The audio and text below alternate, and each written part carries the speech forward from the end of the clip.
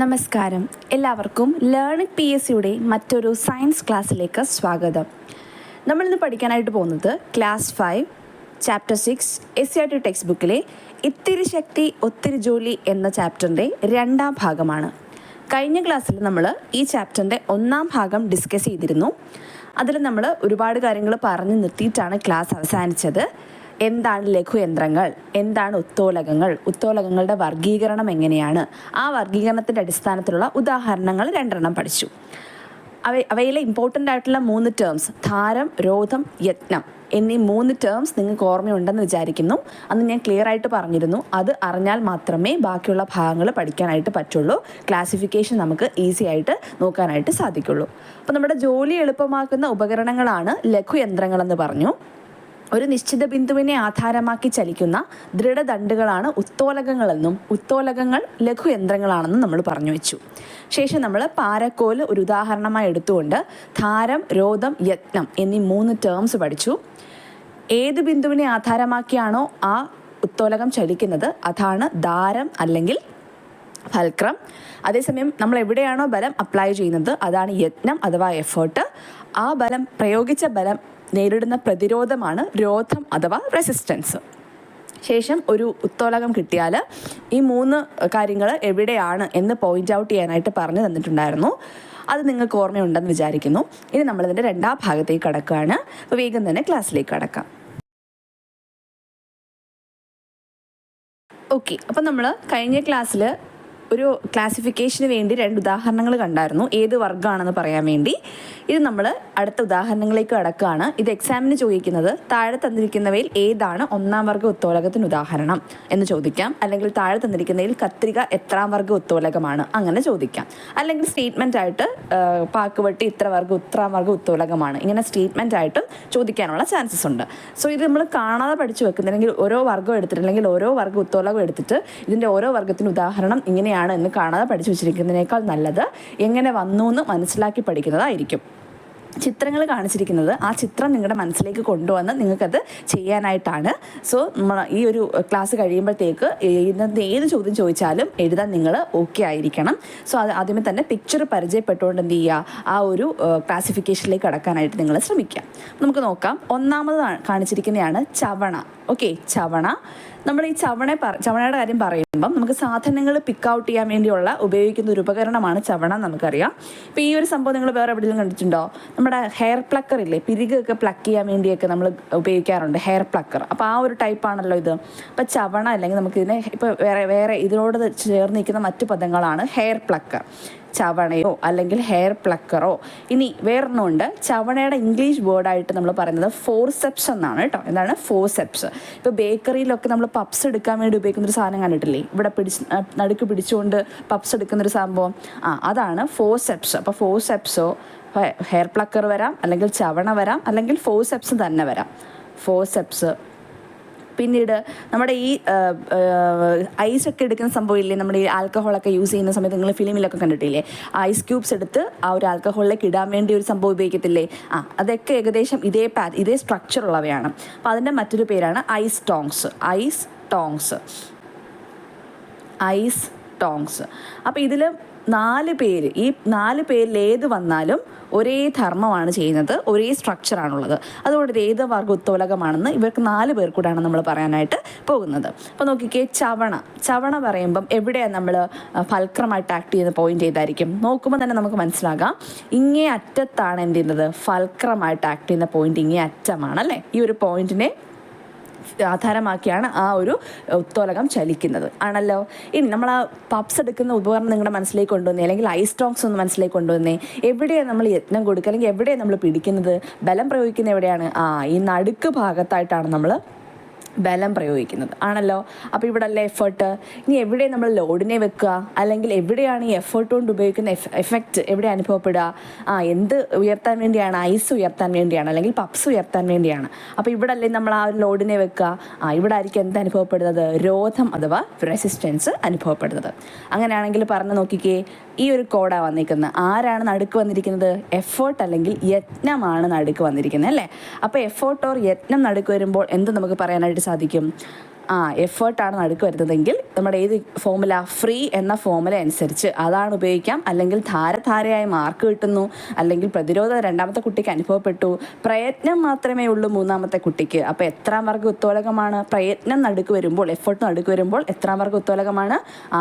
Free എന്ന code വെച്ച് നമുക്ക് പറയാം മൂന്നാം വർഗ്ഗ ഉത്തോലകമാണ്. തേർഡ് ഓർഡർ ലിവറാണ് എന്തെന്ന് പറയുന്നത്. ചവണ ചോദിച്ചാലും ഹെയർ പ്ലക്കർ ചോദിച്ചാലും ഫോസെപ്സ് ചോദിച്ചാലും ഐ സ്ട്രോങ്സ് ചോദിച്ചാലും എഴുതേണ്ടത്. ഓക്കെ അല്ലേ? ഇങ്ങനെയാണ് നമുക്കൊരു ഉദാഹരണം കിട്ടിയാൽ നമ്മൾ എങ്ങനെയാണ് ഉത്തോലകങ്ങളെ വർഗീകരിച്ച് പറയുക എന്നുള്ളത് നോക്കുന്നത്. ഓക്കെയാണേ. അടുത്ത രണ്ടാമത് നോക്കിക്കേ, പാക്കുവെട്ടി. പാക്കുവെട്ടി നമുക്ക് ഈ ചിത്രം കാണിച്ചിട്ടുണ്ട്. എന്താണ് പാക്കുവെട്ടി? നമ്മൾ ഒരു ഭാഗത്ത് താഴെ ഈ ഭാഗത്തേക്ക് അടിക്കുകയല്ലേ. ഇവിടെ പാക്ക് വെച്ചിട്ട് നമ്മൾ എന്ത് ചെയ്യുകയാണ്? ഈ ഒരു ഭാഗം പിടിച്ചുകൊണ്ട് അടിക്കുകയാണ്. അപ്പോൾ ഈ ഭാഗത്ത് എന്താ നമ്മൾ കൊടുക്കുന്നത്? ബലമാണ് കൊടുക്കുന്നത് അല്ലേ. അപ്പോൾ എന്ത് കൊടുക്കാം? ഇവിടെയാണ് യത്നം അല്ലെങ്കിൽ ബലം അനുഭവപ്പെടുന്ന ഭാഗമാണ് എഫേർട്ട് ആണല്ലോ. ഇനി ഇവിടുത്തെ ഫിക്സഡ് പോയിന്റ് ഏതാണ്? ഈ പോയിന്റ് ആണ് ഫിക്സഡ് പോയിന്റ് അല്ലേ. ഫൽക്രമായിട്ട് ആക്ട് ചെയ്യുന്നത് ഈ പോയിന്റ് ആണ്. എവിടെ നമ്മൾ പാക്ക് വെക്കുക? ഈ ഒരു ഭാഗത്തായിട്ട് ലോഡ് വെക്കുന്ന ഭാഗം ഏതാണോ അവിടെ ആയിരിക്കും പ്രതിരോധം അനുഭവപ്പെടുക കേട്ടോ. അപ്പോൾ ഇവിടെ നമുക്ക് എന്ത് അനുഭവപ്പെടുന്നു? രോധം അഥവാ പ്രതിരോധം. ഓക്കെ. അപ്പോൾ ഇവിടെ ആരാണ് നടുക്ക് വന്നേക്കുന്നത്? ഫ്രീയിൽ അല്ലെങ്കിൽ രണ്ടാമത്തെ പ്രതിരോധമാണ് നടുക്ക് വന്നേക്കുന്നത്. രണ്ടാമത്തെ കുട്ടിയായി പോയി. ഒന്നാമത്തെ കുട്ടിയെ കമ്പയർ ചെയ്യുമ്പോൾ രണ്ടാമത്തെ കുട്ടിക്ക് ധാരധാരയായി മാർക്ക് കിട്ടുന്നില്ല. അപ്പോൾ അവിടെ ഒരു പ്രതിരോധം അനുഭവപ്പെട്ടു. അപ്പോൾ രണ്ടാമത്തെ കുട്ടിയാണ് എന്ത് ചെയ്തത്? മധ്യത്തിൽ വരുന്നത്. അപ്പം രോധം നടുക്ക് വരുമ്പോൾ എന്താണ്? രണ്ടാം വർഗ്ഗ ഉത്തോലകം, സെക്കൻഡ് ഓർഡർ ലിവർ ആയിരിക്കും പാക്കുവെട്ടി എന്ന് പറയുന്നത്. ഓക്കെ. കാണാതെ പഠിക്കാൻ ബൈ ഹാർട്ട് ചെയ്യാനുള്ള കഴിവുള്ളവർ അങ്ങനെ പഠിച്ചു വെക്കുക. ഒരു പോയിന്റ്സ് എത്ര സെക്കൻഡ് കൊണ്ട് നിങ്ങൾക്ക് അത് ആൻസർ ചെയ്യാം. പക്ഷെ അത് കൺഫ്യൂഷൻ ആണ്, പഠിക്കാൻ പാടാണെന്നുള്ളവർ ഇങ്ങനെ ചെയ്ത് തന്നെ നോക്കുക കേട്ടോ. ചിത്രം എടുത്ത് വരച്ച് ചെയ്യാൻ പറ്റിയ അത്രയും നല്ലത്. അടുത്താണ് നാരങ്ങ ഞെക്കി. എവിടെയാണ് നമ്മൾ കൊടുക്കുക? സെയിം. നോക്കിക്കേ, ഇവിടെ എന്താണുള്ളത്? ഇവിടെ നമ്മൾ എഫേർട്ട് കൊടുക്കും അല്ലേ. ഇവിടെ നമ്മൾ പിടിച്ച് ഞെക്കുന്ന ഭാഗം ഇവിടെ അല്ലേ. അപ്പോൾ ഇവിടെ നമ്മുടെ എഫേർട്ടാണ്. ഈ എഫേർട്ട് ഏത് പോയിന്റിനെ ആധാരമാക്കിയ വർക്ക് ചെയ്യുക? അതാണ്ട് ഇനി അറ്റത്തെ പോയിന്റിനെ അല്ലേ. അപ്പോൾ ഇവിടെ ഫൽക്രം വരുന്നു. ഇനി എന്താണ്? ഈ ഒരു നാരങ്ങ നമ്മൾ വെക്കുന്നത് എവിടെയാണ്? നാരങ്ങ നമ്മൾ വെക്കുന്നത് അല്ലെങ്കിൽ ലോഡ് വെക്കുന്നത് ഈ ഒരു ഭാഗത്തായിട്ടാണല്ലേ. അപ്പോൾ ഇവിടെ എന്ത് വരുന്നു? രോധം, റെസിസ്റ്റൻസ് വരുന്നു. അപ്പോൾ സെക്കൻഡ് ഓർഡർ തന്നെയല്ലേ നാരങ്ങ ഞെക്കിയും സെക്കൻഡ് ഓർഡർ തന്നെയാണ്. കാരണം ഫ്രീ എന്ന കോഡാണ് അല്ലെങ്കിൽ രോധമാണ് മധ്യത്തിൽ വന്നിരിക്കുന്നത്. രണ്ടാമത്തെ കുട്ടിക്ക് പ്രതിരോധം ഉള്ളതുകൊണ്ട് ധാരധാരയായി മാർക്ക് കിട്ടിയില്ല. അപ്പോൾ രണ്ടാമത് മധ്യത്തിൽ വന്നത് രോധമായതുകൊണ്ട് നാരങ്ങ ഒരു സെക്കൻഡ് ഓർഡർ ലിവർ ആണെന്ന് പറയാം. ഓക്കെ ആണേ. അടുത്ത നോക്കിക്കേ, കട്ടിംഗ് പ്ലെയറിന് നമുക്ക് എവിടെയാണ്? ഇവിടെ പിടിച്ച് ഈ രണ്ട് ലെഗിൽ പിടിച്ചാണ് നമ്മൾ എഫേർട്ട് കൊടുക്കുക അല്ലെങ്കിൽ ബലം പ്രയോഗിക്കുന്ന ഈ രണ്ട് ലെഗിൻ്റെ ഇവിടെയാണ് ആണല്ലോ. ഇനി ഏത് പോയിന്റിനെ അടിസ്ഥാനമാക്കിയാണ്? അറ്റത്തുള്ള പോയിന്റ് ആണോ? അല്ല. അതാണ് ഈ പോയിന്റ് അല്ലേ അടിസ്ഥാനമാക്കിയല്ലേ വർക്ക് ചെയ്യുക. അതെ. അപ്പോൾ ഫൽക്രം. ഇനി എന്താണ്? ഈ രണ്ട് എവിടെയാണ് നമ്മൾ ലോഡ് വെക്കുന്നത് അല്ലെങ്കിൽ കട്ട് ചെയ്യേണ്ട വയർ വെക്കേണ്ടത് ഈ ഭാഗത്തല്ലേ. അപ്പോൾ ഇവിടെ എന്തായിരിക്കും? രോധം, റെസിസ്റ്റൻസ് ആയിരിക്കും. ആരാ നടുക്ക് വന്നിരിക്കുന്നത്? ഫൽക്രമാണ് നടുക്ക് വന്നിരിക്കുന്നത് അല്ലേ. അപ്പോൾ ഫ്രീയിലെ ആദ്യത്തെ ആൾ തന്നെ നടുക്ക് വന്നു. അപ്പോൾ എത്രാം ഓർഡറാണ്? ഫസ്റ്റ് ഓർഡർ ലിവറാണ് അല്ലെങ്കിൽ ഒന്നാം വർഗ്ഗ ഉത്തോലകമാണ്. നമ്മൾ കഴിഞ്ഞ ക്ലാസ്സിൽ കത്രിക കണ്ടു. കത്രികയും കട്ടിംഗ് പ്ലെയറും ഒരേ സ്ട്രക്ചറല്ലേ കാണിക്കുന്നത്. അപ്പോൾ രണ്ടുപേരും ഏത് വർഗ്ഗ ഉത്തോലകമാണ്? ഒന്നാം വർഗ്ഗ ഉത്തോലകമാണ്. 4 എക്സാമ്പിൾസ് ഓക്കെയാണേ. കുറച്ച് എക്സാമ്പിൾസ് കൂടെ നോക്കാം. നമുക്ക് പഠിക്കേണ്ട, ഞാൻ പറഞ്ഞല്ലോ പഠിക്കേണ്ട കുറച്ച് എക്സാമ്പിൾസ് ഉണ്ട്. അത് നമുക്ക് നോക്കി പോവാം. ഓക്കെ. അപ്പോൾ ഏകദേശം ഒരു ഐഡിയ നിങ്ങൾക്ക് കിട്ടും. അടുത്താണ് കാണിച്ചിരിക്കുന്നത്. ഇത് ഏത് ലഘുയന്ത്രമായിരുന്നു അല്ലെങ്കിൽ ഏത് ഉത്തോലകമായിരുന്നു? സീസോ അല്ലേ. അപ്പോൾ നമ്മൾ ഓൾറെഡി ഫസ്റ്റ് ക്ലാസ്സിൽ പറഞ്ഞതാണ്, ഒരു കുറ്റിയെ ആധാരമാക്കിയാണ് സീസോ വർക്ക് ചെയ്യുക. അങ്ങനെയാണ് സീസോ ഒരു സ്ട്രോങ് റോഡും കുറ്റിയും ഉള്ളതുകൊണ്ടാണ് ഉത്തോലകമായി മാറിയതെന്ന് നമ്മൾ പറഞ്ഞു. അപ്പോൾ ഇവിടുത്തെ കേസിൽ ഈ കുറ്റിയെ ആധാരമാക്കിയാണ് ദണ്ടുകൾ മൂവ് ചെയ്യുക ആണല്ലോ. അപ്പോൾ ഇവിടെ ഏത് പോയിന്റാണ്? ഏതാണ് ആധാരബിന്ദു? ഫൽക്രം അഥവാ ധാരമാണ് അല്ലേ. ഫൽക്രം അഥവാ ധാര. ഇനി മറ്റേത് രണ്ട് അറിയണം എന്നില്ല. ആരും നടുക്ക് വരുന്നത് മാത്രം നമ്മൾ നോക്കിയാൽ പോരെ, മതി. എന്നാലും ബലം കൊടുക്കുന്നത് ഈ ഭാഗത്തെ കുട്ടി ആയതുകൊണ്ട് ഇവിടെ എന്തായിരിക്കും? യത്നമായിരിക്കും.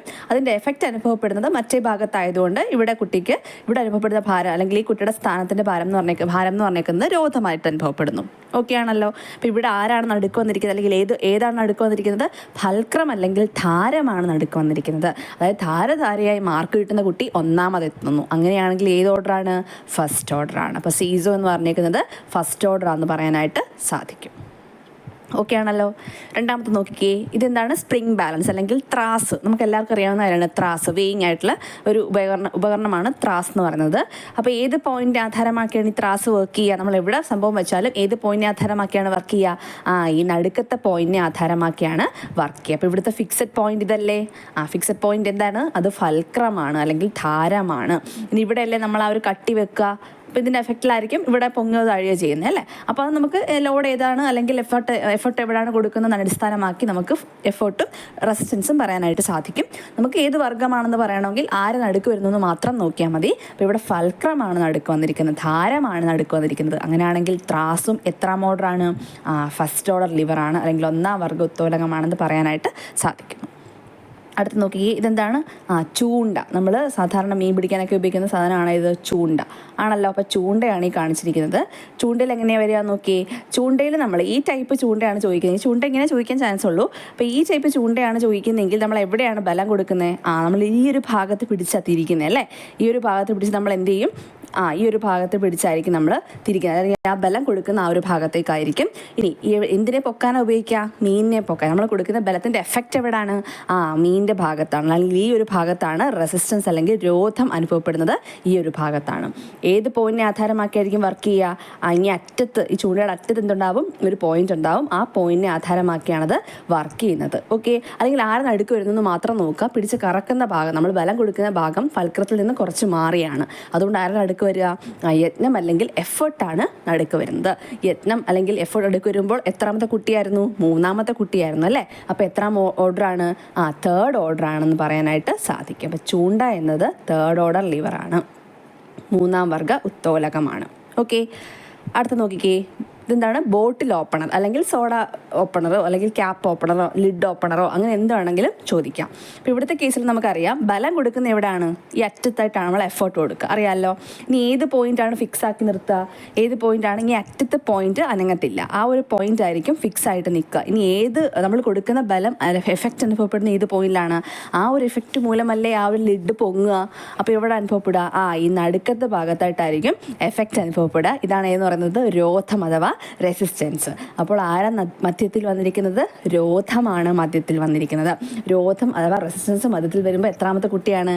രണ്ടാമത്തെ കുട്ടിക്കാണ് പ്രതിരോധമുള്ളത്. സോ അത് സെക്കൻഡ് ഓർഡർ ലിവറാണ്, അല്ലെങ്കിൽ രണ്ടാം വർഗ്ഗ ഉത്തോലകമാണെന്ന് പറയാനായിട്ട് സാധിക്കുന്നു. ഓക്കെ. അടുത്തൊരു ചിത്രം നോക്കിക്കേ. ഇതെന്താണ്? നമ്മൾ ഈ ഒരു സാധനങ്ങളൊക്കെ ക്യാരി ചെയ്യാൻ വേണ്ടി ഉപയോഗിക്കുന്ന ഒരു ഡിവൈസാണ് അല്ലേ, ഒരു ലഘുയന്ത്രമാണ് ഈ കാണിച്ചിരിക്കുന്നത്. ഇതിനെ നമ്മൾ വിളിക്കുന്ന പേരെന്താ? വീൽ ബാരോ. എന്താ വിളിക്കുക? വീൽ ബാരോ. നിങ്ങൾ ഈ മണലൊക്കെ കൊണ്ടുപോകാനായിട്ട് ഈ കൺസ്ട്രക്ഷൻ സൈറ്റിലൊക്കെ കൂടുതലും യൂസ് ചെയ്ത് കണ്ടിട്ടുണ്ടാവും, വീൽ ബാരോ. ഓക്കെ. അപ്പോൾ ഇംഗ്ലീഷ് കേൾക്കുമ്പോൾ ചിലപ്പോൾ നിങ്ങൾക്ക് ആ സംഭവം അറിയാമായിരിക്കും, അല്ലെങ്കിൽ ആ വസ്തു ലഘുയന്ത്രം ഏതെന്ന് അറിയായിരിക്കും, പക്ഷേ എൻ്റെ പേര് കറക്റ്റായിട്ട് അറിയണമെന്നില്ല. അപ്പോൾ ഇതൊക്കെ നമ്മൾ ജസ്റ്റ് ഒന്ന് ഓർത്ത് വെച്ചിരിക്കുക എന്താണ് പേരെന്നുള്ളത് കേട്ടോ. അപ്പോൾ ഇങ്ങനെ ക്യാരി ചെയ്യാൻ വേണ്ടി ഉപയോഗിക്കുന്ന ഈ ഡിവൈസ് അല്ലെങ്കിൽ ലഘുയന്ത്രമാണ് വീൽ ബാരോ എന്ന് പറയുന്നത്. അപ്പോൾ ഈ വീൽ ബാരോയിൽ എവിടെ എഫേർട്ട് കൊടുക്കുക? ഈ അറ്റത്തായിട്ട് രണ്ട് ലെഗിലായിട്ടാണ് നമ്മൾ എഫേർട്ട് കൊടുക്കുക. ഏത് പോയിന്റിനെ ആധാരമാക്കിയ വർക്ക് ചെയ്യുക? ആ വീലിനെ ആധാരമാക്കിയാണ് അല്ലേ. അപ്പോൾ ആ വീൽ എന്തായിട്ട് ആക്ട് ചെയ്യുന്നു? ഫൽക്രമായിട്ട് ആക്ട് ചെയ്യുന്നു. ഇനി എവിടെ നമ്മൾ ലോഡ് കൊടുക്കുക, അല്ലെങ്കിൽ ആ ഫൽക്രം എന്ന് പറഞ്ഞേക്കുന്ന അല്ലെങ്കിൽ ആ ബലത്തിൻ്റെ എഫക്റ്റ് എവിടെ അനുഭവപ്പെടുന്നത്? ആ ലോഡിനെ ക്യാരി ചെയ്യേണ്ട എവിടെയാണ്? ഈ നടുക്ക് ഭാഗത്തായിട്ടാണ് ലോഡ് കൊടുക്കുക. അപ്പോൾ ആരാ നടുക്ക് വരിക? റെസിസ്റ്റൻസ് അല്ലെങ്കിൽ രോധമാണ് നടുക്ക് വരുന്നത്. രോധം നടുക്ക് വരുമ്പോൾ ബോട്ടിൽ ഓപ്പണറിനെ പോലെ എത്രാം വർഗ്ഗ ഉത്തോലകമാണ്? രണ്ടാം വർഗ്ഗ ഉത്തോലകമാണ്, അല്ലെങ്കിൽ സെക്കൻഡ് ഓർഡർ ലിവറാണെന്ന് മനസ്സിലാക്കാം. ഓക്കെ ആണല്ലോ. ഓക്കെ. അങ്ങനെയാണെങ്കിൽ ഇവിടെ ഏത് ചിത്രമാണ് ആദ്യം കാണിച്ചിരിക്കുന്നത്? നെയിൽ കട്ടർ അല്ലേ. അപ്പോൾ ഞാൻ ഓൾറെഡി മാർക്ക് ചെയ്തിട്ടുണ്ട്. നെയിൽ കട്ടറിൽ നമ്മൾ എവിടെയാണ് ബലം കൊടുക്കുക അല്ലെങ്കിൽ എഫേർട്ട് കൊടുക്കുന്നത് എവിടെയാണ്? അതാണ്ട് ഈ അറ്റത്ത് നമ്മൾ പിടിച്ച് താഴോട്ടാക്കുകയാണ്. അപ്പം പ്രസ് ചെയ്യുന്നത് അറ്റത്താണ്, ബലം കൊടുക്കുന്ന എഫേർട്ട് ഇവിടെ വരുന്നു ആണല്ലോ. ഇനി ഏത് പോയിന്റിനെ ആധാരമാക്കിയാണ് വർക്ക് ചെയ്യുക? ഇവിടുത്തെ ഈ ഒരു ചെറിയ പോയിന്റിനെ ആധാരമാക്കിയാണ് അല്ലേ. ഇനി നമ്മൾ എവിടെ വെച്ചാണ് നഖം മുറിക്കുന്നത് അല്ലെങ്കിൽ നമ്മൾ കൊടുക്കുന്ന ഫോഴ്സിൻ്റെ എഫക്റ്റ് അനുഭവപ്പെടുന്നത് എവിടെയാണ്? ഒരു പ്രതിരോധം പോലെ അനുഭവപ്പെടുന്നത് താണ്ട് ഇവിടെയാണ്, മൂന്നാം ഭാഗത്താണ്. അപ്പോൾ നമുക്ക് എങ്ങനെ പറയാം? കോഡ് വന്നേക്കുന്നത് എന്താണ്? നടുക്ക് വന്നേക്കുന്നത് ഫൽക്രമാണ് അല്ലേ. അപ്പോൾ ഫൽക്രം എന്ന് പറയുമ്പം ധാരമാണ് നടുക്ക് വന്നിരിക്കുന്നത്. ധാരയായി മാർക്ക് കിട്ടുന്ന കുട്ടി ഒന്നാമതെത്തുന്നു. അപ്പോൾ എത്രാം ഓർഡറാണിത്? ഇത് ഫസ്റ്റ് ഓർഡർ ലിവറാണ്, അല്ലെങ്കിൽ ഒന്നാം വർഗ്ഗ ഉത്തോലകമാണെന്ന് പറയാനായിട്ട് സാധിക്കും. ഓക്കെ. രണ്ടാമത് നോക്കിക്കേ. ഇത് നിങ്ങൾ കണ്ടിട്ടുണ്ടോ? ഇത് നമ്മുടെ ഷവൽ എന്നാണ് വിളിക്കുക കേട്ടോ, ഷവൽ. നമ്മൾ ഈ മണ്ണൊക്കെ ചെടിയൊക്കെ നടുന്ന സമയത്ത് അല്ലെങ്കിൽ മണ്ണൊക്കെ നീക്കാനും കോരാനും ഒക്കെ ഉപയോഗിക്കുന്ന ഒരു ലഘുയന്ത്രമാണ് ഷവൽ എന്ന് പറയുന്നത് കേട്ടോ. അപ്പോൾ ഷവലിൻ്റെ കേസ് നോക്കിക്കേ. ഈ കുട്ടിയുടെ ചിത്രം കാണിച്ചിരിക്കുന്നത് എവിടെയാണ് ആ എഫേർട്ട് കൊടുക്കുന്നത്, എവിടെയാണ് ഫൽക്രമായിട്ട് ആക്ട് ചെയ്യുന്നത് കാണിക്കാൻ വേണ്ടിയാണ്. ചിലർക്ക് ഡൗട്ട് ഉണ്ടാകും, അതുകൊണ്ടാണ് കാണിച്ചിരിക്കുന്നത്. അപ്പോൾ ആ കുട്ടി പിടിച്ചിരിക്കുന്നത് എവിടെയാണ്? നമുക്ക് ലഘുയന്ത്രം എന്ന് പറഞ്ഞാൽ നമ്മുടെ ജോലി എളുപ്പമാക്കണം അല്ലേ. അപ്പോൾ ഈ നടുക്കത്തെ ഭാഗത്തായിട്ട് നമ്മൾ ഫോഴ്സ് കൊടുത്ത് പിടിക്കുമ്പോഴാണ് നമ്മുടെ ജോലി കുറച്ചുകൂടി എളുപ്പമാവുക. അതുകൊണ്ട് നടുക്ക് ഭാഗമാണ് എഫേർട്ടായിട്ട് വരുന്നത്. എന്ന് മനസ്സിലാക്കാൻ വേണ്ടിയാണ് ചിത്രം ഉൾപ്പെടെ തന്നിരിക്കുന്നത്. ഇനി ഈ അറ്റത്തെ ഫോഴ്സ് ഈ ഒരു സംഭവമായിരിക്കും, അല്ലെങ്കിൽ ഈ ഒരു പോയിന്റിനെ ആധാരമാക്കിയായിരിക്കും ആ ഷവൽ എന്ത് ചെയ്യുക, മൂവ് ചെയ്യുക. സോ ഈ പോയിന്റാണ് ഫൽക്രം എന്ന് പറയുന്നത്. ഇനി എവിടെ നിന്ന് നമ്മൾ മണ്ണ് കോരി എടുക്കുന്ന ഏത് ഭാഗത്തേക്കാണ്, അല്ലെങ്കിൽ ആ കൊടുക്കുന്ന ബലം അനുഭവപ്പെടുന്ന എവിടെയാണ്, താഴെ ഭാഗത്തേക്കാണ് അല്ലേ. അപ്പോൾ ഇവിടെയാണ് റെസിസ്റ്റൻസ് അഥവാ രോധം വരിക.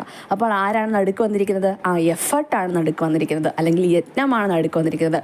മൂന്നാമത്തെ കുട്ടി പ്രയത്നിക്കുക മാത്രമേ ചെയ്യുന്നുള്ളൂ, റിസൾട്ട് ഇല്ല. അപ്പം മൂന്നാമത്തെ കുട്ടി, അപ്പോൾ ഏതാണ് വർഗം, മൂന്നാം വർഗ ഉത്തോലകമാണ്, തേർഡ് ഓർഡർ ലിവർ ആണെന്ന് പറയാനായിട്ട് സാധിക്കും. ഓക്കെ, അടുത്ത ലഘുയന്ത്രമാണ് നമ്മുടെ കപ്പി അഥവാ പുള്ളി. എന്താണ് പുള്ളി? അപ്പോൾ നമ്മൾ ഈ ഒരു കിണറ്റിൽ നിന്ന് വെള്ളം കോരുമ്പോൾ തന്നെ നമുക്ക് മനസ്സിലാവും അല്ലേ, നമ്മൾ ബലം കൊടുക്കുന്ന എവിടെയാണ്, ആ കയറിലാണ് ബലം കൊടുക്കുക, അല്ലെങ്കിൽ ഈ ഭാഗത്തായിട്ടാണ് നമ്മൾ എഫേർട്ട് കൊടുക്കുന്നത്, പ്രയത്നിക്കുന്നത് ആ കയറിനെ പിടിച്ചുകൊണ്ടാണ് അല്ലേ. ഇനി ഏത് പോയിന്റിനെ ആധാരമാക്കിയാണ് ആ കപ്പി ആ ഒരു സിസ്റ്റം വർക്ക് ചെയ്യുന്നത്, നടുക്കത്തെ ഈ ഒരു പോയിന്റിനെ ആധാരമാക്കിയാണ് അല്ലേ. അപ്പോൾ ഇതാണ് ഏതെന്ന് പറയുന്നത്, ഫൽക്രം എന്ന് പറയുന്നത്. ശേഷം നമ്മൾ കൊടുക്കുന്ന ഫോഴ്സിൻ്റെ എഫക്റ്റ് അനുഭവപ്പെടുന്ന എവിടെയാണ്, അല്ലെങ്കിൽ നമുക്ക് ഫോഴ്സിനെതിരായിട്ടൊരു രോധം അനുഭവപ്പെടുന്ന എവിടെയാണ്, ആ തൊട്ടിയിലെ വെള്ളത്തിനാണ്, അല്ലെങ്കിൽ തൊട്ടിക്കാണ്. ഓക്കെ, അപ്പോൾ നമുക്ക് ഏത് വർഗ ഉത്തോലകമാണ് മധ്യത്തിൽ വന്നിരിക്കുന്നത്, ഫൽക്രം അല്ലെങ്കിൽ ധാരമാണ്. അപ്പോൾ ഏത് വർഗ ഉത്തോലകമാണ്, ധാരധാരയായി മാർക്ക് കിട്ടുമ്പോൾ മാത്രമേ കുട്ടി ക്ലാസ്സിൽ ഒന്നാമതെത്തൂ. അപ്പോൾ ഒന്നാമത് എന്ന് പറയുമ്പോൾ ഏത് ഓർഡറാണ്, ഫസ്റ്റ് ഓർഡറാണ്. ഓക്കെ, ഫസ്റ്റ് ഓർഡറാണ്. നമുക്ക് പഠിക്കേണ്ട കുറച്ച് എക്സാമ്പിൾസ് ഉണ്ട്, അത് കൃത്യമായി നമ്മൾ എക്സാമ്പിൾസ് ഇതൊക്കെയാണെന്ന് പറഞ്ഞ് പഠിച്ചു വെക്കുന്നതിനേക്കാൾ നല്ലത് ഇമേജ് വെച്ച് പഠിക്കുന്നതായിരിക്കും കേട്ടോ. നിങ്ങളുടെ മനസ്സിലേക്ക് ആ ഇമേജിനെ കൊണ്ടുവന്നതിന് ശേഷം എവിടേക്കാണ് ആ പോയിന്റ്, ശേഷം ആരാണ് നടുക്ക് വരുന്നതെന്നുള്ള കോഡ് അപ്ലൈ ചെയ്യുക. അപ്പോൾ കൃത്യമായിട്ട് നമുക്ക് ഏത് വർഗ്ഗ ഉത്തോലകമാണെന്ന് എഴുതാനായിട്ട് സാധിക്കും. ഓക്കെ, അപ്പോൾ നമ്മൾ ഇത്രയും എക്സാമ്പിൾസാണ് ഏകദേശം ചോദിച്ച് കണ്ടിട്ടുള്ളത്. അപ്പോൾ നിങ്ങൾക്ക് ബൈഹേർട്ട്, ഞാൻ വീണ്ടും പറയുന്നു, ബൈഹേർട്ട് ചെയ്യാൻ പറ്റുന്നവർ, കഴിവുള്ളവർ അങ്ങനെ ചെയ്ത് വെക്കുക, എക്സാമ്പിൾസ് പഠിച്ചു വെക്കുക. പക്ഷേ അല്ലാത്തവർ ഇമേജ് മനസ്സിലേക്ക് കൊണ്ടുവന്ന് തന്നെ ചെയ്യാനായിട്ട് ശ്രമിക്കുക. അപ്പോൾ നമുക്ക് തിരിഞ്ഞു പോകത്തില്ല. ഓക്കെ, അപ്പോൾ നമ്മൾ ജസ്റ്റ് ഇത്രയും പറഞ്ഞ എക്സാമ്പിൾസ് ഒരു ക്ലാസിഫൈ ചെയ്തൊരു ടേബിളർ ഫോമിലാക്കി കാണിച്ചിട്ടുണ്ട് ഇവിടെ. അപ്പോൾ ഒന്നാം വർഗ്ഗ ഉത്തോലകങ്ങൾക്ക് ഉദാഹരണമാണ് കത്രിക, സീസോ, പ്ലെയർ, ത്രാസ്, നെയിൽ കട്ടർ, പുള്ളി. നമ്മൾ പറഞ്ഞ കാര്യങ്ങൾ മാത്രമേ ആഡ് ചെയ്തിട്ടുള്ളൂ. രണ്ടാം വർഗ്ഗത്തിനാണ് നാരങ്ങ ഞെക്കി, വീൽ ബാരോ, സോഡ ഓപ്പണർ, സ്റ്റാപ്ലർ ഞാൻ പറഞ്ഞിട്ടുണ്ടായിരുന്നില്ല. നിങ്ങൾ ജസ്റ്റ് വീട്ടിലുള്ള സ്റ്റാപ്ലർ ഒന്ന് എടുത്ത് നോക്കൂ കേട്ടോ. നിങ്ങൾ എവിടെയാണ് ബലം കൊടുക്കുക, എവിടെയാണ് രോധം അനുഭവപ്പെടുക, എവിടെയാണ് ധാരമായിട്ട് ആക്ട് ചെയ്യുന്ന ഏത് ഭാഗമാണെന്ന് നോക്കുക. പാക്കുവെട്ടി, വീൽ ചെയർ കേട്ടോ. അപ്പോൾ വീൽ ബാരോ പോലെ വീൽ ചെയറും രണ്ടാം വർഗ്ഗ ഉത്തോലകത്തിന് ഉദാഹരണമാണ്. മൂന്നാം വർഗ്ഗത്തിനായിരുന്നു ഫോസെപ്സ് അഥവാ ചവണ, ചൂണ്ട, ഷവൽ, ഐസ്റ്റോങ്സ്, ഹെയർ പ്ലക്കർ. ഇവരെല്ലാം എന്തിനാണ്, മൂന്നാം വർഗ്ഗ ഉത്തോലകത്തിന് ഉദാഹരണങ്ങളാണ്. അപ്പോൾ ഇനി എക്സാമ്പിൾസിന് എന്തെങ്കിലും കോഡ് പഠിച്ചു വെക്കുകയാണെങ്കിൽ അങ്ങനെ, പക്ഷേ അത് ഞാൻ എൻകറേജ് ചെയ്യില്ല. കാരണം നമുക്ക് ചിലപ്പോൾ ഒരുപാട് കോഡുകൾ നമ്മൾ പഠിക്കുന്നുണ്ട് അല്ലേ, അപ്പോൾ അങ്ങോട്ടും ഇങ്ങോട്ടൊക്കെ തിരിഞ്ഞു പോകാനുള്ള ചാൻസസ് ഉണ്ട്. സോ എക്സാമ്പിൾസ് ഇങ്ങനെ മനസ്സിലാക്കി തന്നെ ചെയ്ത് തന്നെ നോക്കുന്നതായിരിക്കും നല്ലത്. ശരി, ഇതൊരു ഫേമസ് കോട്ടാണ്. ഇദ്ദേഹത്തെ എല്ലാവർക്കും അറിയാമായിരിക്കുമല്ലോ, ആർക്കിമിഡീസ് പ്രിൻസിപ്പിൾ എന്ന് എല്ലാവരും കേട്ടിട്ടില്ലേ. യുറേക്ക എന്ന് വിളിച്ച് ഓടിയ ശാസ്ത്രജ്ഞൻ. നമുക്ക് ആർക്കിമിഡീസ് എന്ന് പറയുമ്പോഴേ ആദ്യം മനസ്സിലോട്ട് വരുന്നത് യുറേക്ക എന്ന് പറഞ്ഞേക്കുന്ന വേർഡാണ് അല്ലേ. അപ്പോൾ ആർക്കിമിഡീസ് ആണ്. അപ്പോൾ നോക്കിക്കേ, എനിക്ക് നിൽക്കാൻ ഒരിടം തരൂ, ഞാൻ ഈ ഭൂമിയെ നീക്കാം. അപ്പോൾ ആരുടെ പ്രസ്താവനയാണ്, അല്ലെങ്കിൽ ഇങ്ങനെ അഭിപ്രായപ്പെട്ടത് ആരാണ്? ആർക്കിമിഡീസ് ആണ് കേട്ടോ. അപ്പോൾ എനിക്ക് നിൽക്കാൻ ഒരിടം തരൂ, ഞാൻ ഈ ഭൂമിയെ നീക്കാം. അദ്ദേഹം ഇങ്ങനെ ഭൂമിയെ ജസ്റ്റ് നീക്കുന്ന ഒരു പിക്ചോറിയൽ റെപ്രസെൻറ്റേഷനൊക്കെ നെറ്റിലുണ്ട്, ഒന്ന് അടിച്ചു നോക്കിയാൽ മതി. അദ്ദേഹം ഈ ലിവർ നിയമം, പ്രിൻസിപ്പിൾ ഓഫ് ലിവേഴ്സ് ആണ് ഇവിടെ കൊണ്ടുവന്നത്. അപ്പം ആ ഒരു നിയമത്തിനെ അടിസ്ഥാനമാക്കി ആണ് അദ്ദേഹം ഈ ഒരു കോട്ട് പറഞ്ഞത്. അതുകൊണ്ട് തന്നെ ഉത്തോലക നിയമത്തിൻ്റെ ഉപജ്ഞാതാവ് കൂടിയാണ് ആർക്കിമിഡീസ്. ആരാണ്? ഉത്തോലക നിയമത്തിൻ്റെ ഉപജ്ഞാതാവ് കൂടിയാണ് ആര്? ആർക്കിമിഡീസ്. സോ ആർക്കിമിഡീസിനെ ലിവേഴ്സ് പഠിക്കുമ്പോൾ, അല്ലെങ്കിൽ ഉത്തോലകം പഠിക്കുമ്പോൾ നമുക്ക് മാറ്റി നിർത്താനായിട്ട് സാധിക്കില്ല. എക്സാമ്പിൾസിനോടൊപ്പം ആരാണ് ഉത്തോലക നിയമത്തിൻ്റെ ഉപജ്ഞാതാവ്, അല്ലെങ്കിൽ ആരാണ് ഇങ്ങനെ ഒരു അഭിപ്രായപ്പെട്ടത് എന്നൊക്കെ ചോദിച്ചാൽ അത് ആർക്കിമിഡീസ് ആണെന്ന് ഓർത്ത് വെച്ചിരിക്കുക. അദ്ദേഹം ഒരു ഗ്രീക്ക് മാത്തമാറ്റീഷ്യൻ ആൻഡ് ഫിസിസ്റ്റ് ആയിരുന്നു. അതാണ് ആർക്കിമിഡീസ് എന്ന് പറഞ്ഞേക്കുന്നത്. ഓക്കെ, ഉത്തോലക നിയമത്തിൻ്റെ ഉപജ്ഞാതാവ് കൃത്യമായിട്ട് ഓർത്ത് വെച്ചിരിക്കണം, ആർക്കിമിഡീസ് ആണ്. ഇനി നമ്മൾ ഉത്തോലകവുമായി ബന്ധപ്പെട്ട് ഒരു റിലേഷൻ, ഒരു അനുപാത ബന്ധം പഠിക്കാനായിട്ട് പോവുകയാണ്. ഇപ്പോൾ ഈ ചിത്രം നോക്കിക്കേ, ഇതൊരു സീസോ അല്ലെങ്കിൽ ഉത്തോലകമാണെന്ന് കരുതുക. അപ്പോൾ ഇവിടെ നമ്മുടെ നടുക്കത്തെ ഇതാണ് എന്തായിട്ട് ആക്ട് ചെയ്യുക, ഈ പോയിന്റിനെ ആധാരമാക്കിയാണ് മറ്റേ സ്ട്രോങ് ദണ്ട് ചലിക്കുന്നത്. അതുകൊണ്ടാണ് ഉത്തോലകമായി മാറിയത്. അതുകൊണ്ട് ഈ ആധാര ബിന്ദുവിനെ നമ്മൾ എന്ത് വിളിക്കുന്നു? ഫൽക്രം എന്ന് വിളിക്കുന്നു. ഓക്കെ ആണല്ലോ, ഫൽക്രം എന്നുള്ള പോയിന്റാണത്. ഇനി ഉത്തോലകങ്ങളിൽ നമുക്കൊരു ബലത്തെ ഉയർത്തുക ആണല്ലോ, നമുക്ക് ഒരു ബലം കൊടുത്തുകൊണ്ട് മറ്റൊരു ലോഡിനെ ഉയർത്തുകയോ താഴ്ത്തുകയാണ് ചെയ്യേണ്ടത്. അപ്പോൾ ഉത്തോലകങ്ങളിൽ ബലം F1 എന്നത് സാധാരണയായി കണ്ടുവരുന്നത് ഉത്തോലകം ഉപയോഗിച്ച് ഉയർത്തേണ്ട ഭാരമാണ്. അപ്പോൾ നോക്കിയേ, F1 എന്ന് പറഞ്ഞാൽ എന്താണ്? F1 എന്ന് വെച്ചാൽ ഉത്തോലകം ഉപയോഗിച്ച് ഉയർത്തേണ്ട ഭാരം, അതായത് നമ്മൾ ബലം പ്രയോഗിച്ച് എഫക്റ്റ് കിട്ടേണ്ട ഭാരം അല്ലേ, അല്ലെങ്കിൽ എഫക്റ്റ് കിട്ടേണ്ട ഭാരമാണ് F1 എന്ന് പറയുന്നത്. അങ്ങനെയാണെങ്കിൽ ഈ F1 എന്തായിരിക്കും? F1 എന്ന് പറഞ്ഞിരിക്കുന്നത് ലോഡാണെന്ന് നമുക്ക് പറയാമല്ലോ. ലോഡ് ഇനി നമ്മുടെ ബലം നേരിടുന്ന പ്രതിരോധമല്ലേ റെസിസ്റ്റൻസ് എന്ന് പറഞ്ഞിരിക്കുന്നത്, അല്ലെങ്കിൽ നമ്മൾ അപ്ലൈ ചെയ്യുന്ന ബലത്തിൻ്റെ എഫക്റ്റ് അല്ലേ രോധം എന്ന് പറയുന്നത്. അങ്ങനെയാണെങ്കിൽ ഈ ലോഡ് എന്തായിട്ട് ആക്ട് ചെയ്യുന്നു? രോധമായി ആക്ട് ചെയ്യുന്നു. അപ്പോൾ ഇതെന്തായിട്ട് മാറുന്നു? Load or resistance. ഓക്കെ, അപ്പോൾ അതിനെ രോധമെന്നും ഭാരം ലോഡ് ആധാരബിന്ദു O മുതൽ ദണ്ഡിൻ്റെ F1 വരെയുള്ള ദൂരത്തെ രോധഭുജം എന്നും വിളിക്കുന്നു. അപ്പോൾ നോക്കിക്കേ, നമ്മൾ എന്ത് വിളിച്ചു? ഈ F1 എന്ന് പറഞ്ഞിരിക്കുന്ന ആ ഒരു ബലത്തിനെ രോധം എന്ന്, ലോഡെന്ന് വിളിച്ചു, റെസിസ്റ്റൻസ് എന്ന് വിളിച്ചു. ഈ ഫൽക്രം മുതൽ ഈ ലോഡ് വരെയുള്ള ഡിസ്റ്റൻസ് D1നെ എന്ത് വിളിച്ചു? രോധഭുജം എന്ന് വിളിച്ചു. രോധഭുജം എന്ന് പറഞ്ഞാൽ ലോഡ് ആം അല്ലേ, അല്ലെങ്കിൽ റെസിസ്റ്റൻസ് ആമെന്നോ ലോഡ് ആമെന്നോ പറയാനായിട്ട് സാധിക്കും. ലോഡ് ആം, അതാണ് D1 എന്ന് പറയുന്നത്. ഓക്കെ, നമുക്ക് പ്രോബ്ലം ഒക്കെ ചെയ്യാൻ വേണ്ടി അപ്ലൈ ചെയ്യാൻ ഉപയോഗിക്കുന്ന ഒരു റിലേഷനാണ്. അതായത് റിലേഷനിലേക്ക് എത്തുന്നത് എങ്ങനെയാണെന്ന് കാണിച്ചു തരാണ് കേട്ടോ. ഇനി F1 ഭാരത്തെ ഉയർത്താൻ ഉപയോഗിക്കുന്ന ബലം F2നെ, F1 എന്ന് പറഞ്ഞാൽ രോധമാണ് നമ്മൾ പറഞ്ഞു, അല്ലെങ്കിൽ ലോഡാണെന്ന് പറഞ്ഞു. അങ്ങനെയാണെങ്കിൽ നമ്മൾ അപ്ലൈ ചെയ്യുന്ന ഫോഴ്സ് അല്ലേ F2 എന്ന് പറയുന്നത്. അപ്പോൾ അത് എന്തായിട്ട് ആക്ട് ചെയ്യുന്നത്? നമ്മുടെ എഫേർട്ടാണല്ലേ, എഫേർട്ടാണെന്ന് മനസ്സിലാക്കാനായിട്ട് സാധിക്കും. അങ്ങനെയാണെങ്കിൽ ഈ ഫൽക്രം മുതൽ ഈ F1 വരെയുള്ള ആമിനെ നമുക്ക് എന്ത് വിളിക്കാം? എഫേർട്ട് ആമെന്ന് വിളിക്കാം, ആണല്ലോ. അപ്പോൾ F1 ഭാരത്തെ ഉയർത്താൻ ഉപയോഗിക്കുന്ന ബലം F2നെ യത്നമെന്നും എഫേർട്ട് എന്നും ആധാര കേന്ദ്രത്തിൽ നിന്ന് F2 വരെയുള്ള ദൂരത്തെ യത്നഭുജം അല്ലെങ്കിൽ എഫേർട്ട് ആം എന്നും പറയുന്നു. അപ്പോൾ കൃത്യമായി ഇതിൽ എഫേർട്ട് ആം ഏതാണ്, അല്ലെങ്കിൽ ലോഡ് ആം ഏതാണ്, എഫേർട്ട് ഏതാണ്, ലോഡ് ഏതാണെന്ന് കൃത്യമായി അറിഞ്ഞിരിക്കണം. സാധാരണയായിട്ട് നമുക്ക് ബലം അപ്ലൈ ചെയ്തുകൊണ്ട് ഉയർത്തേണ്ട ഭാരമാണ് ലോഡ്, അല്ലെങ്കിൽ ലോഡ് ആം. D1 എന്ന് പറഞ്ഞിരിക്കുന്ന ആ ദൂരമാണ് ലോഡ് ആം.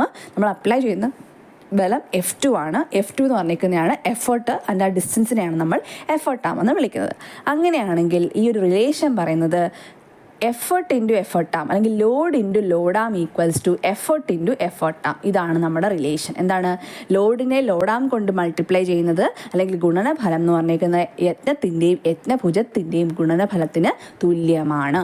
ഇതാണ് നമ്മുടെ റിലേഷൻ. ഓക്കെ ആണല്ലോ. അപ്പോൾ രോധഭുജം ഇൻറ്റു രോധം. രോധം എന്തായിരുന്നു? രോധം F1 ആയിരുന്നു അല്ലേ. ഇപ്പോൾ F1 ഇവിടെ രോധമായിട്ട് ആക്ട് ചെയ്യുക. അപ്പോൾ F1 ആയിരുന്നു രോധം. F1 ഇൻറ്റു എന്താണ്? രോധഭുജം എന്ന് പറഞ്ഞിരിക്കുന്നത് എന്തായിരുന്നു? D1 ആയിരുന്നു. അപ്പോൾ F1 into D1 equals to എന്താണ്? Effort into effort arm. Effort എന്ന് പറഞ്ഞിരിക്കുന്നത് F2 ആയിരുന്നു.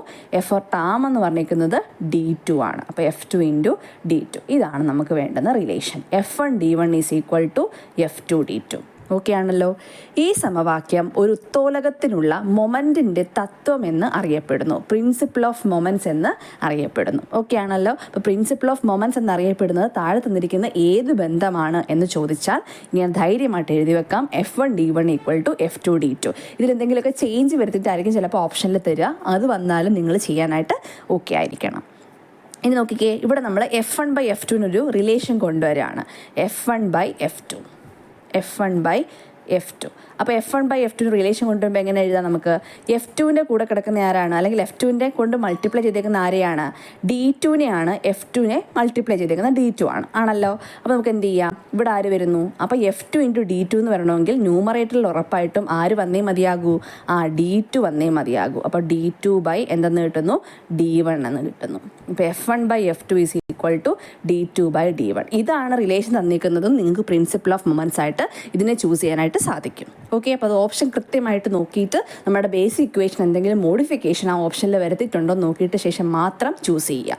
ഓക്കെ ആണല്ലോ. ഇനി ഇവിടെ F1 ബൈ F2വിനെ യാന്ത്രിക ലാഭം എന്നും പറയുന്നു. അപ്പോൾ ഇവിടെ നമ്മുടെ F1 ബൈ F2 എന്ന് പറയുന്ന ടേമില്ലേ, ഈ ടേമിനെയാണ് ഒരു ഉത്തോലകത്തിൻ്റെ യാന്ത്രിക ലാഭം അല്ലെങ്കിൽ മെക്കാനിക്കൽ അഡ്വാൻറ്റേജ് എന്ന് പറയുന്നത്.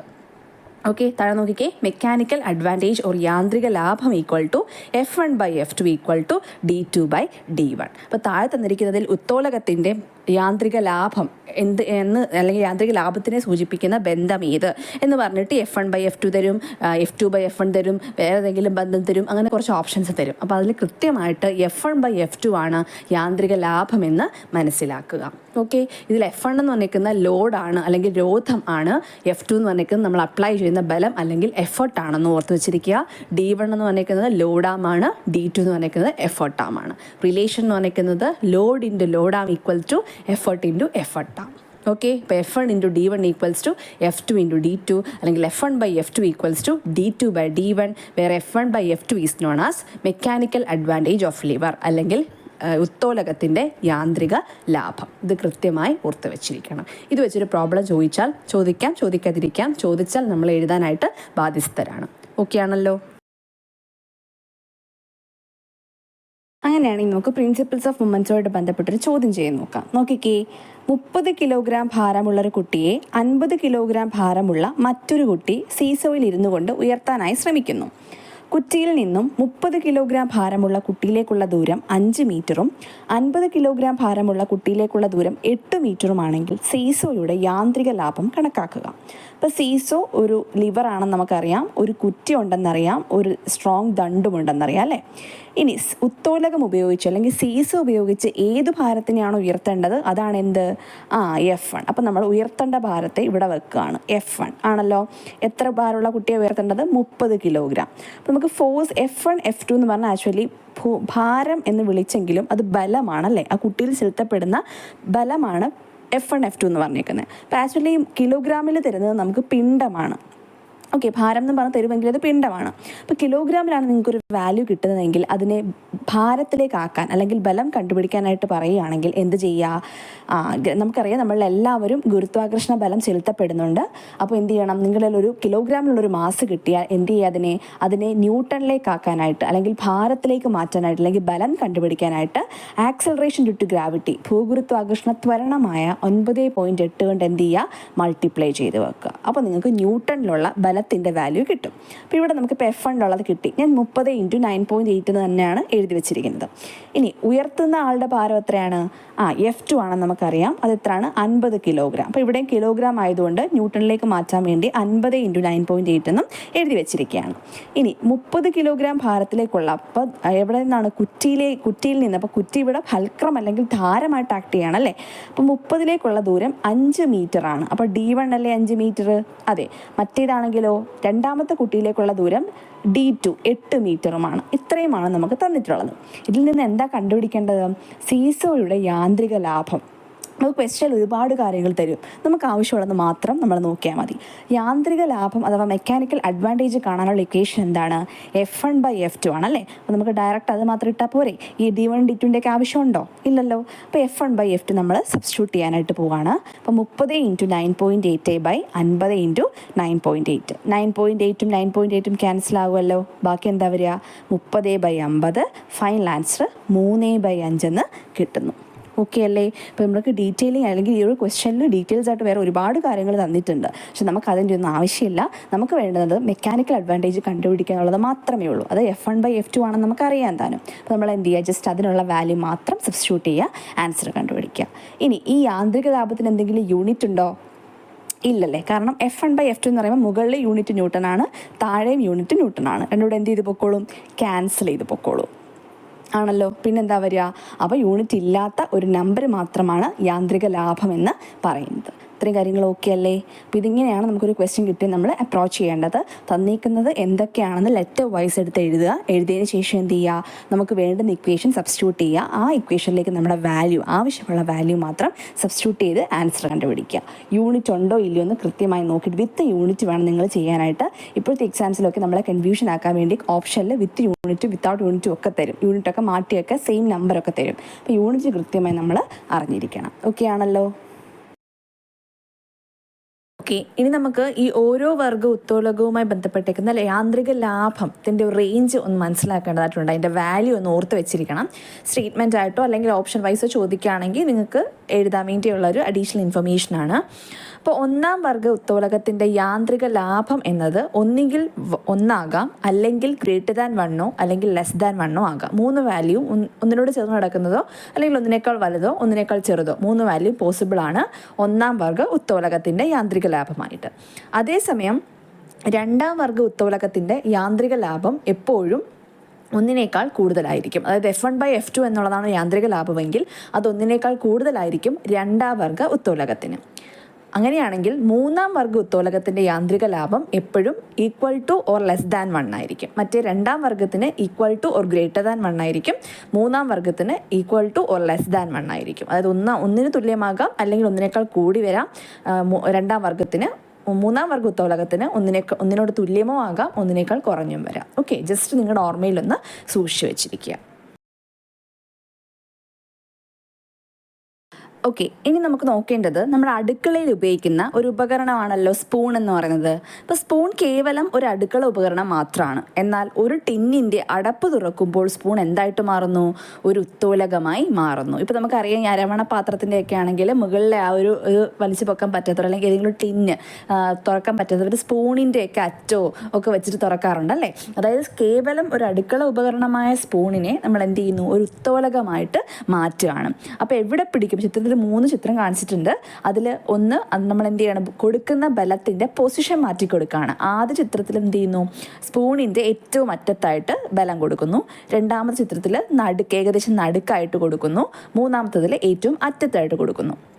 ഓക്കെ, ഇതിൽ എവിടെ പിടിക്കുമ്പോഴാണ് ടിന്നിൻ്റെ അടപ്പ് എളുപ്പത്തിൽ തുറക്കാനാകുക? നമുക്ക് 3ഉം അപ്ലൈ ചെയ്താലും ടിന്നിൻ്റെ അടപ്പ് എളുപ്പത്തിൽ തുറക്കാനായിട്ട് പറ്റും. പക്ഷെ കൂടുതൽ എളുപ്പത്തിൽ തുറക്കാനായിട്ട് പറ്റുന്നത് മൂന്നാമത്തെ ചിത്രത്തിൻ്റെ അടിസ്ഥാനത്തിൽ അല്ലെങ്കിൽ മൂന്നാമതായിട്ട് കാണിച്ചിരിക്കുന്ന ആ സ്പൂണിൻ്റെ അറ്റത്ത് പിടിക്കുമ്പോഴാണ് നമുക്ക് എന്ത് ചെയ്യാൻ പറ്റുക? ടിന്നിൻ്റെ അടപ്പ് പെട്ടെന്ന് തുറക്കാനായിട്ട് പറ്റുന്നത്. അതായത് ഇവിടെ നമ്മൾ ബലം കൊടുക്കുന്ന പൊസിഷൻ അല്ലേ മാറ്റിയത്? നമ്മുടെ ഉത്തോലകത്തിൽ അപ്ലൈ ചെയ്യുന്ന ബലം അല്ലെങ്കിൽ പ്രയോഗിക്കുന്ന ബലത്തിൻ്റെ സ്ഥാനം എന്താണ്? അതിനെന്താ വിളിച്ചത്? യത്നം എന്നാണ് വിളിച്ചത് അല്ലേ. അതായത് ലഘുയന്ത്രങ്ങളിൽ യത്നത്തിൻ്റെ സ്ഥാനം മാറ്റി ക്രമീകരിച്ച് പ്രവൃത്തി കൂടുതൽ എളുപ്പമാക്കാം. അപ്പോൾ ഇവിടെ നമ്മൾ സ്പൂണിൽ കൊടുത്തേക്കുന്ന ബലത്തിൻ്റെ പൊസിഷൻ മാറ്റി കൊടുത്തപ്പോഴത്തേക്ക് നമ്മുടെ പ്രവൃത്തി എന്താക്കാൻ പറ്റി?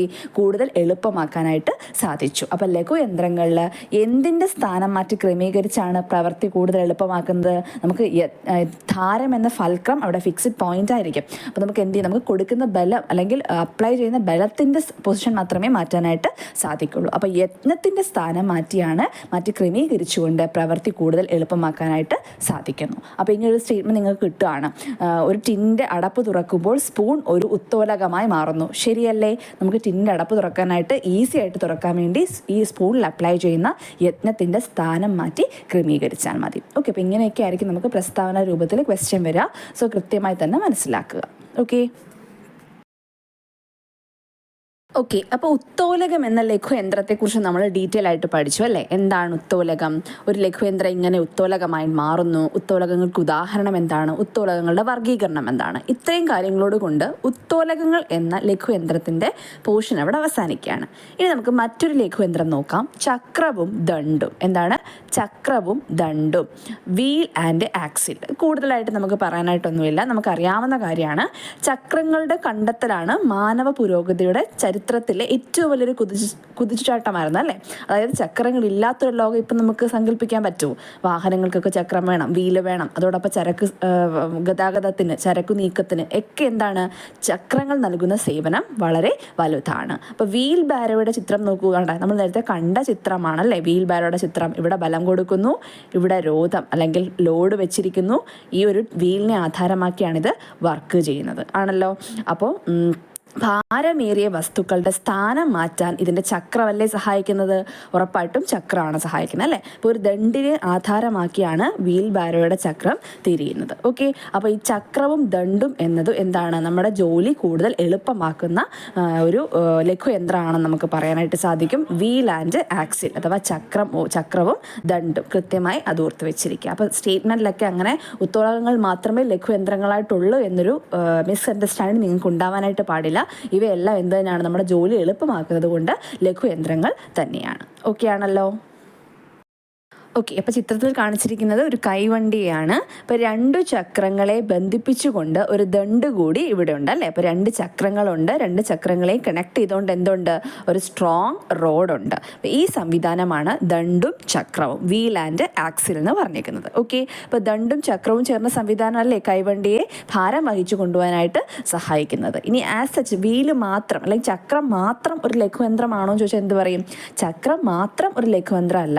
ആ ചക്രത്തിന് നമ്മൾ കണക്ട് ചെയ്തുകൊണ്ട് ഒരു സ്ട്രോങ് റോഡ്, ഒരു ദൃഢദണ്ടും കൂടെ വരുമ്പോൾ മാത്രമേ ഇത് എന്തായിട്ട് ആക്ട് ചെയ്യുള്ളൂ, ലഘുയന്ത്രമായിട്ട് ആക്ട് ചെയ്യുള്ളൂ. അതായത് ചക്രവും ദണ്ടുമാണ് ആ ഒരു സിസ്റ്റം മുഴുവനായിട്ടാണ് നമ്മൾ എന്ത് പറയുക, ഒരു ലഘുയന്ത്രമാണെന്ന് പറയുന്നത്. കാരണം നമ്മുടെ ജോലി കൂടുതൽ എളുപ്പമാക്കുന്നു. ഇപ്പോൾ ഗതാഗതത്തിനും ചരക്കു നീക്കത്തിനൊക്കെ ഭയങ്കര യൂസ്ഫുൾ ആണ് ഈ ചക്രവും ദണ്ടും എന്ന് പറയുന്നത്. ഓക്കെ ആണല്ലോ. അപ്പോൾ ഈ കൈവണ്ടിയിൽ ഉപയോഗിച്ചിരിക്കുന്ന ലഘുയന്ത്രം അല്ലെങ്കിൽ കൈവണ്ടിയിൽ ഉള്ള ഏത് ലഘുയന്ത്രത്തിൻ്റെ ഉപയോഗമാണ് അപ്ലൈ ചെയ്തേക്കുന്നതെന്ന് ചോദിച്ചാൽ ചക്രത്തിൻ്റെയും ദണ്ടിൻ്റെയുമാണ്, ചക്രവും ദണ്ടുമാണ്. ഓക്കെ ആണല്ലോ ഇത്രയും കാര്യങ്ങൾ. അടുത്തതായിട്ട് നമ്മുടെ ജോലി എളുപ്പമാക്കുന്ന മറ്റൊരു ലഘുയന്ത്രം അല്ലെങ്കിൽ ഒരു സിമ്പിൾ വേ എന്ന് പറയുന്നത്, സിമ്പിൾ മെഷീനാണ് ചരിവ് തലം അല്ലെങ്കിൽ ഇൻക്ലൈൻഡ് പ്ലെയിൻ അല്ലേ. നമ്മുടെ ഡെയിലി ലൈഫിലൊക്കെ നമ്മൾ ഈ ഇൻക്ലൈൻഡ് പ്ലെയിൻ കണ്ടിട്ടുണ്ട്. നിങ്ങൾ കണ്ടിട്ടില്ലേ ഈ ലോറിയിലൊക്കെ ആണെങ്കിൽ തടികൾ, ഭാരമുള്ള തടികൾ കയറ്റാൻ വേണ്ടി അവർ ചരിച്ചിട്ടല്ലേ ഓരോ തടി എൻ്റെ മുകളിൽ കൂടെ ഉരുട്ടി കയറ്റുന്നത്. അതായത് അവിടെ ഒരു ചരിവ് തലം അല്ലെങ്കിൽ ഇൻക്ലൈൻഡ് പ്ലെയിൻ അവർ എന്ത് ചെയ്യാണ്, ക്രിയേറ്റ് ചെയ്യുകയാണ് അല്ലേ. എന്തിനു വേണ്ടിയാ? അവരുടെ ജോലി എളുപ്പമാക്കുന്നതിന് വേണ്ടി.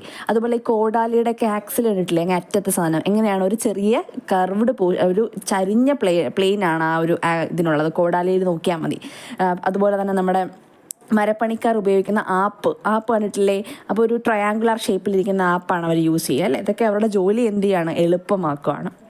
അതോടൊപ്പം നമുക്ക് ഏറ്റവും പരിചിതമുള്ളൊരു സന്ദർഭമാണ് ആണി അനായാസം ചുമരിൽ അടിച്ചു കയറ്റാൻ സാധിക്കുന്നത് അതിൻ്റെ അഗ്രഭാഗത്ത് ചരിവ് തലങ്ങൾ ഉള്ളത് കൊണ്ടാണ്. നിങ്ങൾ കണ്ടിട്ടില്ലേ ഈ ആണിയുടെ കൂർത്ത ഭാഗത്ത് ചരിച്ചാണ് അത് മേക്ക് ചെയ്തേക്കുന്നത് അല്ലേ. അപ്പോൾ ചരിവ് തലങ്ങളുണ്ട്. ഇംഗ്ലണ്ട് പ്ലെയിൻ ആ ആണിയുടെ അറ്റത്തുള്ളത് കൊണ്ടാണ് വളരെ എളുപ്പത്തിൽ നമുക്ക് എന്ത് ചെയ്യാൻ പറ്റുന്നത്, ചുമരിലേക്ക് ആണിയെ അടിച്ചു കയറ്റാനായിട്ട് സാധിക്കുന്നത്. അല്ലാതെ കൂർപ്പില്ലാത്ത ആണി നമുക്ക് കയറ്റാനായിട്ട് സാധിക്കുമോ? ഇല്ല, കാരണം അവിടെ ചരിവ് തലം ഉണ്ടാക്കിയിട്ടില്ല.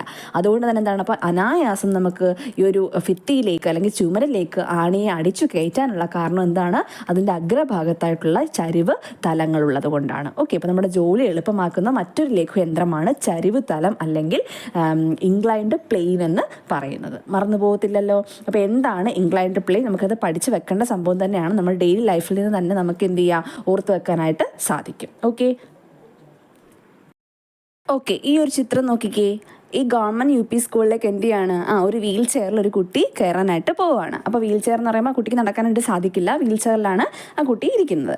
അപ്പോൾ എങ്ങനെയാണ് ഈ സ്കൂളിലേക്ക് കുട്ടി കയറുന്നത് നോക്കിയാൽ കുട്ടിയുടെ ആ ഒരു പാത്തിനെ അല്ലെങ്കിൽ ആ ഒരു കയറിപ്പോകാനുള്ളതിനെ കൂടുതൽ എളുപ്പമാക്കുന്നത് എന്താണ്, ഈ ഒരു പാത എങ്ങനെ ചെയ്തേക്കുന്നത്, ചരിച്ചാണ് നിർമ്മിച്ചേക്കുന്നത് അല്ലേ. അപ്പോൾ ചരിവ് തലം ആണ് ഇവിടെ ആ ഒരു കുട്ടിയുടെ ജോലിയെ എളുപ്പമാക്കുന്നത് ആണല്ലോ. അപ്പോൾ നമ്മൾ ഈ ഒരു പാത്തിനെ റാമ്പ് എന്നാണ് വിളിക്കുന്നത്. റാമ്പ് വാക്കിംഗ് എന്നൊക്കെ നിങ്ങൾ കേട്ടിട്ടില്ലേ, റാമ്പ്. ഓക്കെ, അപ്പോൾ റാമ്പ് നിർമ്മിക്കാൻ ഏത് സിമ്പിൾ മെഷീനാണ് ഉപയോഗിച്ചിരിക്കുന്നതെന്ന് ചോദിച്ചാൽ, അല്ലെങ്കിൽ ഏത് സിമ്പിൾ വേ ആണ് നമ്മൾ അപ്ലൈ ചെയ്തേക്കുന്നതെന്ന് ചോദിച്ചാൽ എന്താണ്, ചരിവ് തലം അല്ലെങ്കിൽ ഇൻക്ലൈൻഡ് പ്ലെയിൻ ആണെന്ന് കൃത്യമായി ഓർത്ത് വെച്ചിരിക്കുക. അതോടൊപ്പം നമുക്ക് ഈ ഒരു എന്താണ് ചരിച്ചുള്ള ഭാഗങ്ങളിലേക്ക് നമുക്ക് വസ്തുക്കളെ കയറ്റാനും, അതായത് ഈ ഒരു വീൽ ബാരോ ഒക്കെ ഉപയോഗിച്ച് കയറുമ്പോഴും എന്താണ് ചരിഞ്ഞാണ് ആ ഒരു പ്ലെയിൻ വെച്ചേക്കുന്നതെങ്കിൽ നമുക്ക് നമ്മുടെ ജോലിയെ കൂടുതൽ എളുപ്പമാക്കാനായിട്ട് സാധിക്കും. ഓക്കെ, അപ്പോൾ ആ ഒരു രീതിയിൽ നമ്മുടെ ഈ ഒരു ചരിവ് തലം എന്ന് പറഞ്ഞേക്കുന്നത് ഒരു സിമ്പിൾ മെഷീനായിട്ട് ആക്ട് ചെയ്യുന്ന ഒന്നാണെന്ന് ഓർത്ത് വെച്ചിരിക്കുക. ഓക്കെ, അപ്പോൾ നോക്കിക്കേ, യത്നം കുറയ്ക്കുന്നതിന് വേണ്ടി തിരശ്ചീന തലവുമായി മട്ടകോൺ വരാതെ ഏതൊരു കോണിലും ചരിച്ച് ക്രമീകരിക്കുന്ന ഒരു പ്രതലമാണ് എന്ത്, ചരിവ് തലം. അപ്പോൾ റൈറ്റ് ആംഗിൾ വരാതെ ചരിച്ച് ക്രമീകരിക്കുന്ന ഒരു പ്രതലമാണ് ചരിവ് തലം അഥവാ ഇൻക്ലൈൻഡ് പ്ലെയിൻ എന്ന് പറഞ്ഞിരിക്കുന്നത്. അപ്പോൾ നോക്കിക്കേ, ഏത് ലഘുയന്ത്രത്തിൻ്റെ തത്വമാണ് റാമ്പിൽ ഉപയോഗിച്ചിരിക്കുന്നത്? നമ്മൾ പറഞ്ഞു എന്താണ് റാമ്പ് എന്ന് കണ്ടു അല്ലേ. അപ്പോൾ ഏത് ലഘുയന്ത്രത്തിൻ്റെ തത്വമാണ്? ചരിവ് തലമാണ്. ഓപ്ഷനിലുണ്ടെങ്കിൽ ചരിവ് തലം തന്നെ ചൂസ് ചെയ്ത് എഴുതുക. ഓക്കെ, ഇനി ചരിവ് തലത്തിന് ഉദാഹരണങ്ങളാണ്. അതിൻ്റെയൊക്കെ അഗ്രഭാഗം എന്തുകൊണ്ട് ചരിച്ചു പണിഞ്ഞിരിക്കുന്നു എന്നുള്ളതാണ് കേട്ടോ. ഇപ്പോൾ കത്തി, സ്ക്രൂ, കോടാലി, മലമുകളിലേക്ക് കയറി പോകുന്ന വളഞ്ഞ റോഡുകൾ, ഇതൊക്കെ എങ്ങനെയാണ് ചരിവ് തലത്തിൻ്റെ ഉദാഹരണങ്ങളായിട്ട് നമുക്ക് പറയാനായിട്ട് സാധിക്കും. ഏറ്റവും ഇമ്പോർട്ടൻ്റ് റാമ്പ് തന്നെയാണ് നമ്മുടെ ടെക്സ്റ്റ് ബുക്കിൽ തന്നിരിക്കുന്നത്. സോ അത് തന്നെ കൃത്യമായി ഓർത്ത് വെച്ചിരിക്കുക.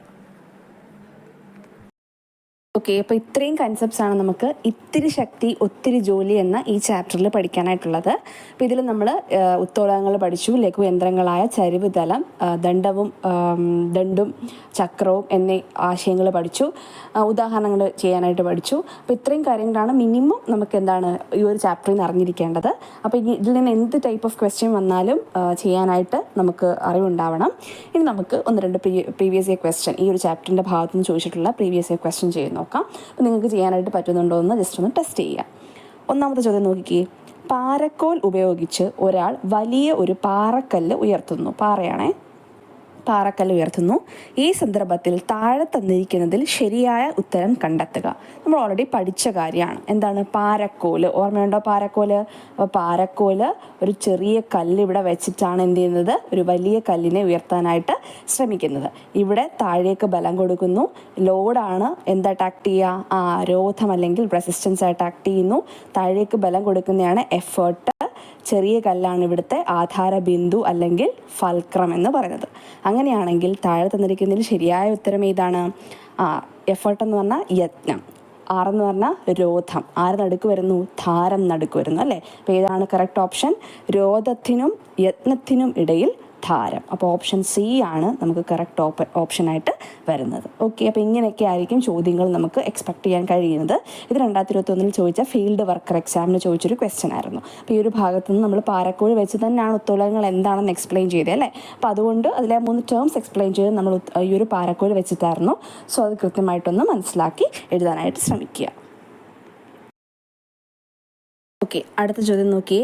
ഇത് LGS എക്സ് സർവീസ് 2018 ചോദിച്ച ചോദ്യമാണ്. നോക്കിക്കേ, ലഘുയന്ത്രങ്ങളിൽ നാം പ്രയോഗിക്കുന്ന ബലം. അപ്പം നമ്മൾ ലഘുയന്ത്രങ്ങളിൽ ബലം പ്രയോഗിക്കുന്നതെന്ന് പറഞ്ഞിട്ടുണ്ടായിരുന്നു. അപ്പോൾ ആ ബലത്തിനെ വിളിക്കുന്ന പേരെന്ത്? യത്നം, രോധം, ധാരം, ഉത്തോലകം. ഓക്കെ, അപ്പോൾ ഇതിനകത്ത് ഏതാണ് നമ്മൾ പറയുക? കൊടുക്കുന്ന ബലം എന്ന് പറഞ്ഞാൽ നമ്മൾ പ്രയത്നിക്കുമായിരുന്നു.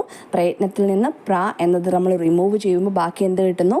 യത്നം എന്ന് കിട്ടുന്നു അല്ലേ. അപ്പോൾ ആൻസർ എന്താണ്? ഓപ്ഷൻ എ യത്നമാണ്. സിമ്പിൾ ക്വസ്റ്റ്യൻ അല്ലേ. അടുത്ത ക്വസ്റ്റ്യൻ നോക്കിക്കേ. യൂണിവേഴ്സിറ്റി LGS 2021 ചോദിച്ചാണ്.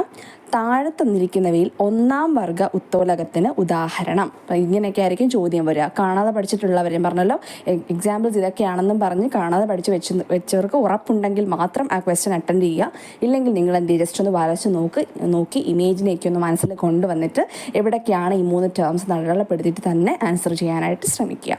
അപ്പോൾ ഒന്നാം വർഗ ഉത്തോലകത്തിന് ഉദാഹരണം പാക്കുവെട്ടി ഓർമ്മയുണ്ടോ? പാക്കുവെട്ടി എങ്ങനെയായിരുന്നു? ഇവിടെ ഒരു ഫൽക്രം ഉണ്ടായിരുന്നു. ഇവിടെ നമ്മൾ ഇടയ്ക്കായിട്ട് രോധം വെച്ചിട്ട് എന്ത് ചെയ്യുന്നു? ഇവിടെ ഈ ഒരു ലെഗിൽ പിടിച്ചുകൊണ്ട് ബലം കൊടുത്തുകൊണ്ടാണ് നമ്മൾ പാക്കിനെ വെട്ടുന്നത്. അപ്പോൾ ആരാ നടുക്ക് വരിക? രോധമാണ് നടുക്ക് വരുന്നത്. രോധം നടുക്ക് വരുന്നത് ഒന്നാം വർഗമാണോ? അല്ല, രണ്ടാം വർഗമാണ്. ഓക്കെ, അടുത്ത എന്താണ്? കത്രിക ഓർമ്മയുണ്ടോ? കത്രിക ആരാണ്?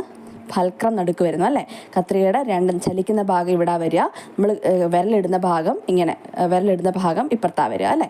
അപ്പോൾ യത്നം എവിടെയാണ്? ഇവിടെ യത്നമാണ്. ഫൽക്രം നടുക്കാണ് അല്ലെങ്കിൽ ധാരം നടുക്കാണ്. രോധം ഇവിടെയാണ്. അപ്പോൾ ആരാ നടുക്ക് വരിക? ധാരമാണ് നടുക്ക് വരുന്നത്. ധാരം നടുക്ക് വരികയാണെങ്കിൽ ധാരയായി മാർക്ക് കിട്ടുന്ന കുട്ടി ഒന്നാമതെത്തുന്നു. അപ്പോൾ ഒന്നാം വർഗ ഉത്തോലകത്തിന് ഉദാഹരണം എവിടെയാണിത്? ഏതാണ്? കത്രികയാണ്. ഓക്കെ, ഇനി ചവണ ചൂണ്ട എത്രാം വർഗ ഉത്തോലകമാണ്? ചവണയും ചൂണ്ടയും എഫേർട്ട് അല്ലെങ്കിൽ യത്നമാണ് നടുക്ക് വരുന്നത്. അപ്പോൾ അത് 3-ാം വർഗ ഉത്തോലകമാണ്. ഇങ്ങനെയാണ് നമുക്കൊരു ക്വസ്റ്റ്യൻ കിട്ടിയാൽ നമ്മൾ ചെയ്ത് നോക്കേണ്ടത്. ഓക്കെ ആണല്ലോ. അപ്പോൾ നമ്മുടെ ഇത്തിരി ശക്തി ഒത്തിരി ജോലി എന്ന പാഠഭാഗം ഇവിടെ അവസാനിക്കുകയാണ്. ക്ലാസ് 5 5ാം ക്ലാസ്സിലെ 6ാമത്തെ ചാപ്റ്റർ ആയിരുന്നു. അപ്പോൾ ഇതിൽ പഠിച്ച കാര്യങ്ങളൊക്കെ നിങ്ങൾ ജസ്റ്റ് ഒന്ന് റിവൈൻഡ് ചെയ്ത് നോക്കുക. കൂടുതൽ എക്സാമ്പിൾസ് കണക്ട് ചെയ്യാൻ ശ്രമിക്കുക. ഇതിനപ്പുറത്തേക്ക് എക്സാമ്പിൾസ് ഒക്കെ വരാനായിട്ടുള്ള ചാൻസ് വളരെ കുറവാണ്. നമ്മളെല്ലാം പോയിൻറ്റ്സും പറഞ്ഞ് തന്നെയാണ് പോയിട്ടുള്ളത്. അപ്പോൾ എല്ലാവരും നന്നായിട്ട് പഠിക്കുക. Okay, thank you and happy learning.